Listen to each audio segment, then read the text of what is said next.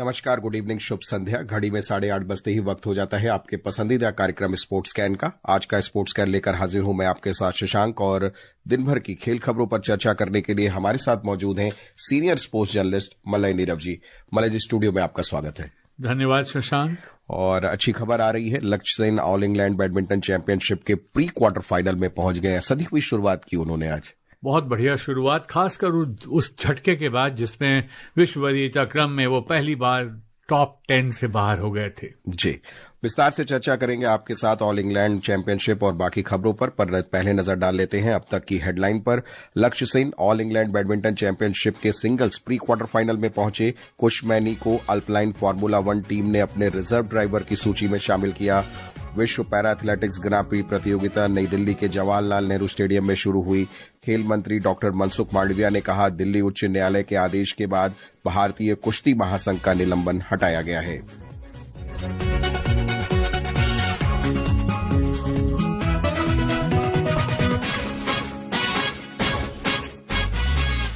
तो हम शुरुआत करते हैं बैडमिंटन से। लक्ष्य Sen all England badminton championship के प्री क्वार्टर फाइनल में पहुंच गए हैं।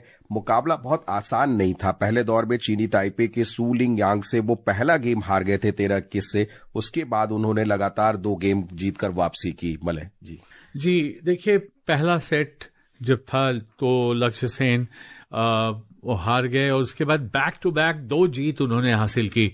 और वो भी कोई साधारण प्रतिद्वंद्वी उनका नहीं था। जो ली यांग सू जो हैं खिलाड़ी, वो बहुत ही मजबूत माना जा रहा था।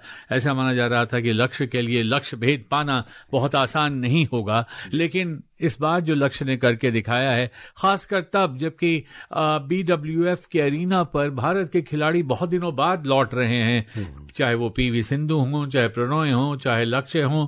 और ऐसे में एक जो आशाओं का दीपक हमेशा से टिमटिमाता रहा है लक्ष्य के रूप में, उसको बहुत झटका लगता अगर लक्ष्य ये मैच नहीं जीत पाते। तो जिस तरह से उन्होंने साहस का परिचय दिया, पहला गेम उन्होंने हारा, 13-21 से हारे। उसके बाद 21-17, 21-15 और कहीं भी पीछे मुड़कर नहीं देखा।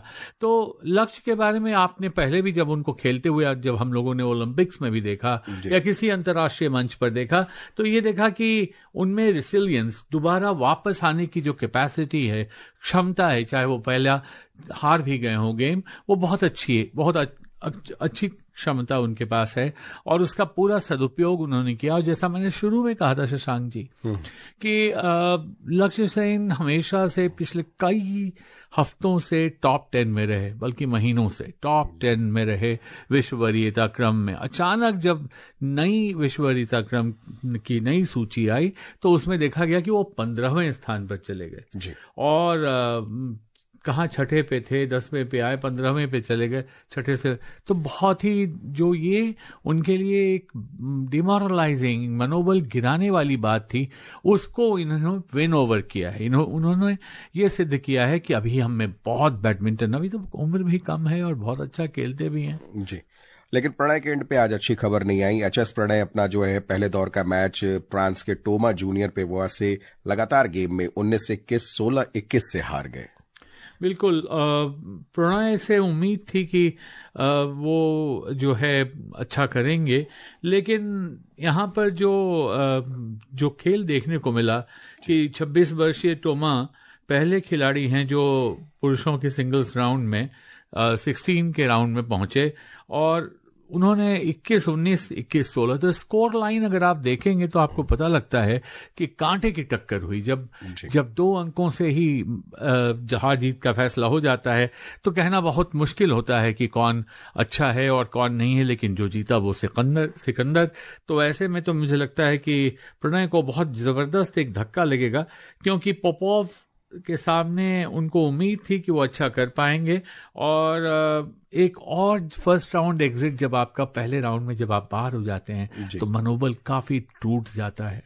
और एक जबरदस्त मुकाबला इस समय महिला सिंगल्स में चल रहा है। विश्व के 28वें नंबर की खिलाड़ी मालविका बंसोड़ इस समय खेल रही हैं सिंगापुर की यो जिया मिन से, और बहुत टफ फाइट चल रही है। पहला गेम मालविका ने जीता 21-13 से, उसके बाद दूसरा गेम गवाया 21-10 से, और तीसरे गेम में वापसी कर रही हैं 12-9 से जो है इस समय वो गेम चल रहा है तीसरा वाला। मालविका जिस तरह से खेल रही हैं, मुझे लगता है कि वो ये मैच जीत जाएंगी, क्योंकि जिस तरह से वो खेल रही हैं और बिल्कुल ओपोनेंट को परेशान किए हुए हैं, चाहे नेट्स हैं चाहे वो मैं देख रहा था कि जिस तरह से वो उनके शॉट्स हैं और जिस तरह से वो रिटर्न्स हैं, उनके सामने जो उनके एक्शन हैं वो क्लियरली शो करते हैं, स्पष्ट रूप से ये दिखाते हैं कि उनमें काफी दमखम है और बहुत अच्छे से खेल रही हैं। जी, आज महिला डबल्स में तनिषा कैस्ट्रो और अश्विनी पोनप्पा की जोड़ी खेलेगी। मिक्स डबल्स में हमें हार का सामना करना पड़ा। सतीश कुमार करुणाकर और आद्या वरियात को हार का सामना करना पड़ा। अभी आगे की चुनौती देखें अगर मलय जी, तो यहाँ अभी पीवी सिंधु का नाम है।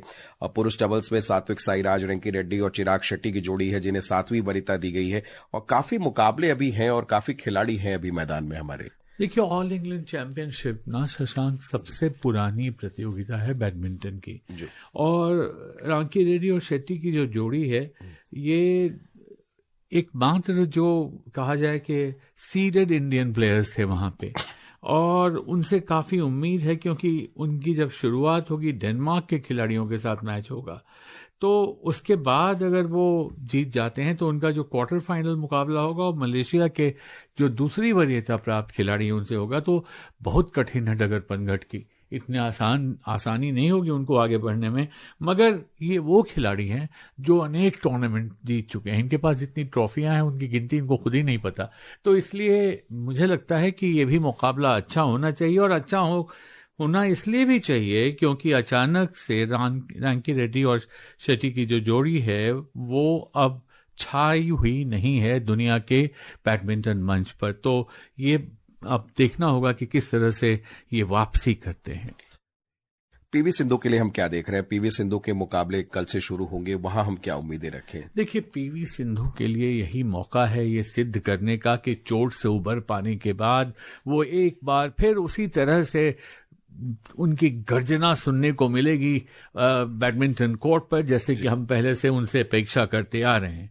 उनके खेल में गिरावट आई है, इस बात में कोई शक नहीं, और कई खेल समीक्षकों ने तो ये भी कह दिया कि उन्हें अब खेल से संन्यास लेना चाहिए, क्योंकि जब आप अपने चरमोत्कर्ष पर होते हैं और संन्यास लेते हैं तो उस समय जब आप जाते हैं तो आपको उतना दुख नहीं होता, लेकिन अगर आपने विश्व चैंपियनशिप में, ओलंपिक में पदक प्राप्त किए हैं, एक नहीं 2-2, तो ऐसे में अगर आप एक बहुत ही जो शीर्ष का स्थान होता है उससे गिर के नीचे जब आती हैं तो आपको बहुत कष्ट होता है। लेकिन फिर से मैं वही कहूंगा कि पीवी सिंधु को किसी को भी हल्के में नहीं लेना चाहिए। मुझे कुछ ये बात याद आती है जब रोहित शर्मा के बारे में कहा जा रहा था पिछले 2 हफ्तों से 3 हफ्तों से, आप सुनते सुनते कान पक गए कि अब रोहित के लिए उनके खेल जीवन की सांध्य वेला आ गई, तो गोधूली वेला आ गई, और अब अचानक से रोहित फिर से सितारे बनकर आसमान पे ऐसे जगमगा रहे हैं, जुगनुओं की तरह नहीं, बिजली की कड़क की तरह नहीं, बिल्कुल सूर्य की तरह। वही बात पीवी सिंधु के साथ भी है। हम क्रिकेट की ओर रुख करते हैं। मुंबई में महिला प्रीमियर लीग क्रिकेट के अंतिम लीग मैच में मुंबई इंडियन के साथ मैच में रॉयल चैलेंजर्स बेंगलुरु ने ताजा समाचार मिलने तक 16वें ओवर में 2 विकेट पर 134 रन बना लिए हैं, और मुंबई ने और टॉस जीतकर पहले गेंदबाजी करने का फैसला किया।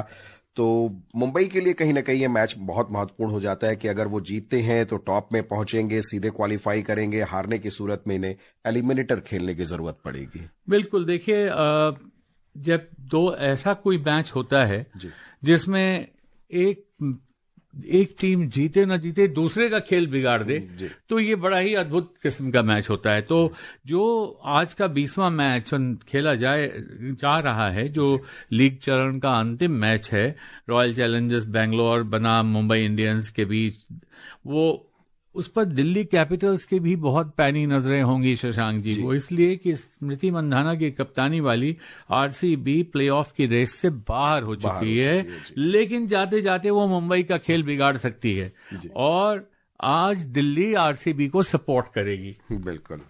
और महिला रैंकिंग की खबर हमारे पास आ रही है। आईसीसी महिला वनडे ऑलराउंडर्स रैंकिंग में दीप्ति शर्मा 5वें स्थान पर पहुंच गई हैं। दीप्ति ने रैंकिंग में उल्लेखनीय सुधार किया हुआ है।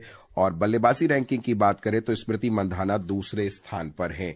और एक खबर हमारे पास और है राष्ट्रीय युवा एथलेटिक्स से। पटना में राष्ट्रीय युवा एथलेटिक्स चैंपियनशिप में हरियाणा की 16 वर्षीय एथलीट निश्चय ने शॉटपुट में भी आज स्वर्ण पदक जीता है। डिस्कस थ्रो में स्वर्ण पदक जीतने के एक दिन बाद ही हरियाणा के इस खिलाड़ी ने शॉटपुट में भी शीर्ष स्थान हासिल किया। 16 साल के ही हैं निश्चय और खबरों में आना शुरू हो गए हैं कहीं ना कहीं। देखिए, जब एथलेटिक्स में कोई भी उदीयमान सितारा सामने आता है तो हम सब नीरज चोपड़ा की ओर देखते हैं। ऐसा लगता था कि भारत में कोई एथलेटिक्स की दुनिया से आएगा ही नहीं, और उसके बाद जब आने शुरू हुए तो एक के बाद लोग आने शुरू हो गए और हम ओलंपिक्स में भी पदक तालिका में ऊपर जाने लगे। तो जब एक 16 वर्षीय एथलीट अपने दावे पेश करता है तो पूरा देश उसको समर्थन करता है। पूरे देश को होना भी चाहिए उसके साथ, क्योंकि नई उम्मीदें जगी हैं इस वक्त भारतीय एथलीटों से। बिल्कुल। और विश्व पैरा एथलेटिक्स ग्रां प्री की बात कर लेते हैं, जो इस समय नई दिल्ली के जवाहरलाल नेहरू स्टेडियम में चल रही है। और यहां पुरुषों की ऊंची कूद के T42 फाइनल में एकमात्र खिलाड़ी राम सिंह भाई गोविंद भाई पंडियार ने टॉप स्थान हासिल किया। पुरुष भाला फेंक में यहां सिर्फ 2 खिलाड़ियों ने हिस्सा लिया। उज्बेकिस्तान के खिलाड़ी ने स्वर्ण पदक और देवर्षि सचान ने दूसरा स्थान हासिल किया। 3 दिन की प्रतियोगिता है। 20 देशों के 250 से अधिक पैरा एथलीट शामिल हो रहे हैं। भारत पहली बार इस तरह के पैरा एथलेटिक्स चैंपियनशिप का मेजबानी कर रहा है, विश्व पैरा एथलेटिक्स चैंपियनशिप का।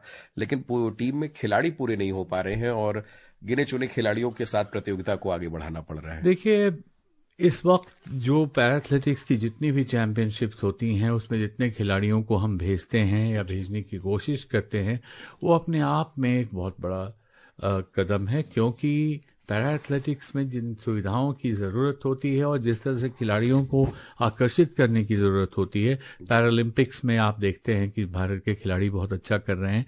तो धीरे धीरे टीम बिल्डअप की जाती है और ऐसे में कमी है। ये बात तय है कि भारत के पास उतने पैरा एथलीट्स नहीं हैं जितने होने चाहिए। दुनिया में भी अगर आप देखेंगे तो पैरा एथलीट्स की संख्या बहुत ज्यादा नहीं है जी, मगर आहिस्ते आहिस्ते सब ठीक हो रहा है जी। कुश मैनी अल्पलाइन फार्मूला 1 टीम के अपने रिजर्व ड्राइवर की सूची में शामिल कर लिया है।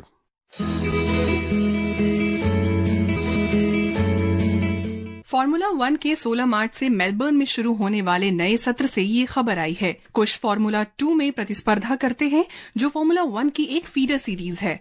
बेंगलुरु के रहने वाले 24 वर्षीय कुश को अक्टूबर 2023 में एल्पाइन ने अपने जूनियर ड्राइवर कार्यक्रम में शामिल किया था। एल्पाइन ने कुश के अलावा जिन अन्य खिलाड़ियों को अपने रिजर्व ड्राइवरों के पूल में रखा है, उनमें फ्रैंको कोलापिंटो, पॉल एरोन और रियो हिराकावा शामिल हैं। कुश के लिए ये बेहद महत्वपूर्ण है, क्योंकि उनका लक्ष्य नरेन कार्तिकेयन और करुण चंडोक के बाद फार्मूला 1 में प्रतिस्पर्धा करने वाला तीसरा भारतीय बनना है। प्राची प्रिया, स्पोर्ट्स कैन।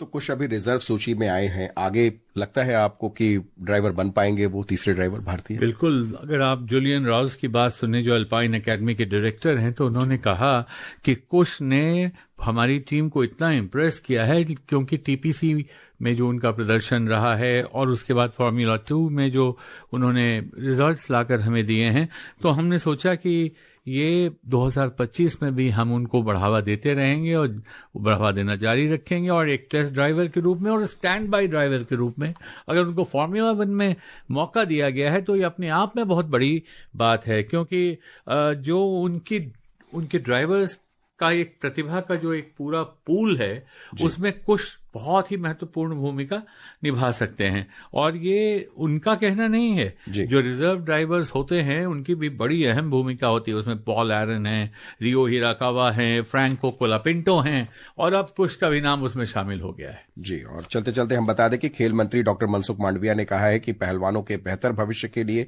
दिल्ली उच्च न्यायालय के आदेश के बाद भारतीय कुश्ती महासंघ का निलंबन हटा दिया गया है और जल्दी ही विश्व चैंपियन और एशियाई चैंपियनशिप में खिलाड़ी शामिल हो सकेंगे। मलय जी, आप स्टूडियो में आए, आपने विस्तार से हमसे चर्चा की, इसके लिए बहुत बहुत शुक्रिया। धन्यवाद। लक्ष्य Sen all England badminton championship के प्री क्वार्टर फाइनल में पहुंच चुके हैं। कुश मैनी अल्पलाइन फार्मूला 1 टीम के रिजर्व ड्राइवर की सूची में शामिल हो चुके हैं।